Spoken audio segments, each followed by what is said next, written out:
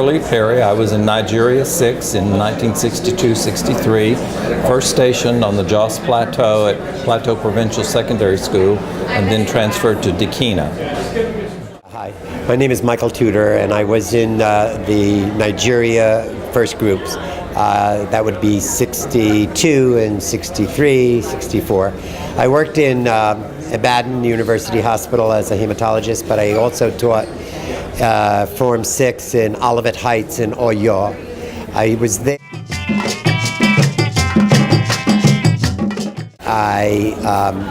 At Malcolm X's first arrival to Nigeria, was asked by Murray Frank, who's here today, who was my director, and Saltonstall was my director too, who was the headmaster of Exeter, to take Malcolm X around. And I thought that was very significant given what happened in the following years, which was years and years of assassinations, starting with Martin Luther King, Malcolm X, Medgar Evers.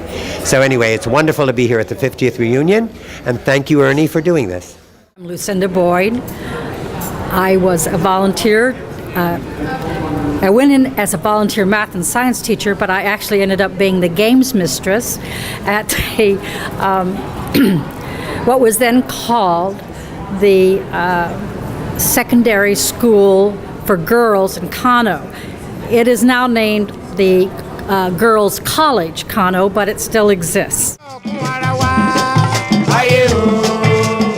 I went into training in September of 1962 at UCLA, and we arrived in Nigeria on January 4th, 1963.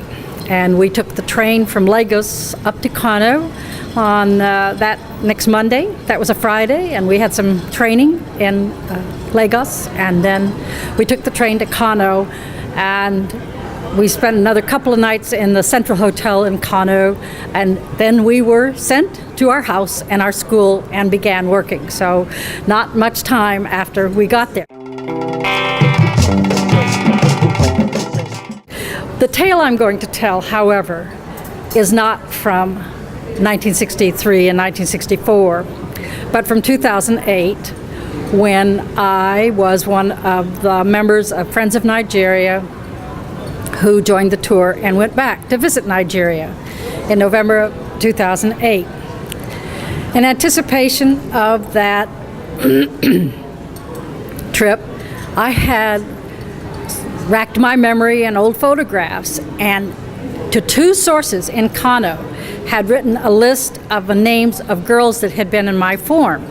I sent one list to the school where I had taught, and I sent one list to the Amir of Kano, at whose institution I had been actually in 1963. Everybody had been out in the plaza in front of the Amir's palace. So now fast forward to arriving at my school, around which quite a big reception had been arranged for me. I won't go into that, but none of my girls had been found. Nothing. That was, I'll call that day one. Day two, more touring of Kano, visiting places, doing things, including a tour of the Amir's palace, blah, blah. That night, day two night, there was a reception for us by the Kano State Tourism Board at this old Central Hotel. Okay, blah, blah, blah, blah, dances and sociability, all this kind of thing. It is now 9 o'clock and festivities are winding down. The headmistress of my school, I'm saying goodbye to her, and she says, "You might want to see your old student, Miriam Abacha." And I said, "Hajia, I never had a student named Miriam Abacha. The only close thing I can come is there was a Miriam Jidda. She was on my list." "The same," she said, "the same." And I said, "Well, let me describe Miriam." And so I went through various features because Miriam was memorable, among other things, for having the hair that would plait with the longest braid in the school. Lovely girl. And her father had a non-Nigerian sort of title. Her father was Sheikh Jida. And I mentioned that we always understood that he was from somewhere around Arabia, Saudi Arabia. Yemen, they said. Yemen. He was from Yemen. The same. Well, again, so things were parting. It took me a night to get things in my head, and subsequently computer searches. My Miriam had become Mariam, the wife of Sani Abacha, the most notorious military director of Nigeria in its history, its modern history.